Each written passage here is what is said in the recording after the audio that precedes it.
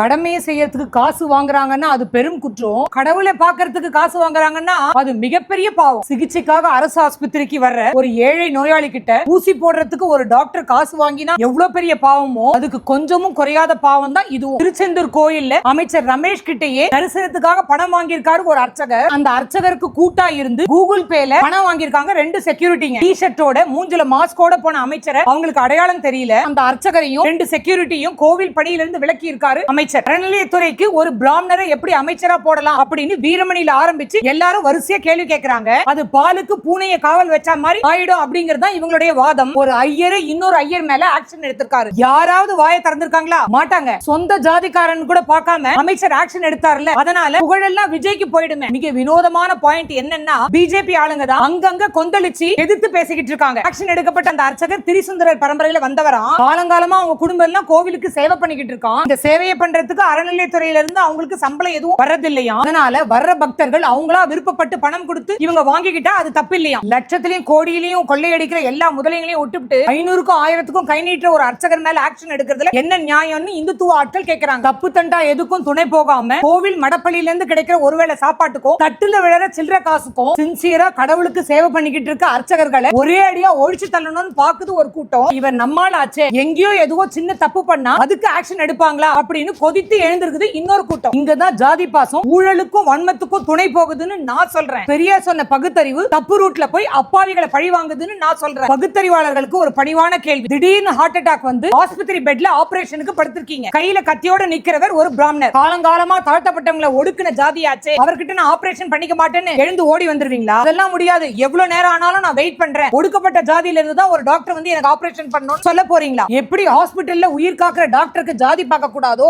அதே மாதிரிதான் அரசாங்கத்துல அமைச்சர்களுக்கு ஜாதி பார்க்க கூடாது. தன்னுடைய ஜாதிக்காரருக்கு ஃபேவரா தான் நான் நடந்துப்பேன் அப்படிங்கிற ஒரு எண்ணமும் அந்த அமைச்சருக்கு வரக்கூடாது. நாளைக்கே சிறுபான்மைத்துறை அமைச்சர் போய் அவங்க மதத்தை சேர்ந்தவங்க மேலேயே ஆக்ஷன் எடுத்தா, மத துரோகின்னு ஆக்ஷனுக்கு ஆளானவங்க எதிர்ப்பு குரல் கொடுத்தா, சமூக நீதி ஆதரவாளர்கள் யார் பக்கம் நிப்பீங்க? திருச்செந்தூர் விஷயத்துல அர்ச்சகர் பண்ணது தப்புன்னா அமைச்சர் பண்றது ரைட்டுன்னு ஆயிடும், அமைச்சர் பண்றது தப்புன்னா அர்ச்சகர் பண்றது ரைட்டுன்னு ஆயிடும். எப்படி சொன்னாலும் ஏதோ ஒரு பிராமணர் ரைட்டுன்னு ஆயிடுறான்ல, அதனால வாய மூடிக்கிட்டு இருக்கீங்க. அமைச்சர் ரமேஷ் அவர்களுக்கு ஒரு அன்பான வேண்டுகோள். கோவில்ல எந்த தப்பு நடந்தாலும் அதை ஒரு போன் கால்லயே சொல்லலாம்னு சேகர் பாபு மினிஸ்டரா இருக்கும்போது ஒரு ஸ்கீம் கொண்டு வந்தார். மாற்று கட்சி கொண்டு வந்த ஸ்கீம்ன்றதுனால அதை விட்டுறவே விட்டுறாதீங்க. தப்பு பண்றவங்க மாற்று ஜாதிக்காரங்களா இருந்து நீங்க ஆக்ஷன் எடுத்தா நிச்சயமா இவங்க பாஞ்சு வரதான் போறாங்க. கண்டுக்காம உங்களை பாராட்டாம இருக்காங்கல்ல, அப்ப அவங்க திட்டும் போது நீங்க கொஞ்சம் கூட கண்டுக்காதீங்க. உண்மையான கடவுள் அப்படிங்கிறது நம்மளுடைய மனசாட்சி தான். அந்த கடவுளை விட உயர்வானவங்க மக்கள் தான். அவங்களுக்கு ரொம்ப ரொம்ப உண்மையா இருந்துக்கோங்க. இதை உங்க எல்லா அமைச்சரும் ஃபாலோ பண்ணீங்கன்னா பக்கமும் முதல்வர் விஜய் பக்கமும் எப்பவும் இருப்பாங்க இந்த கடவுள்கள்.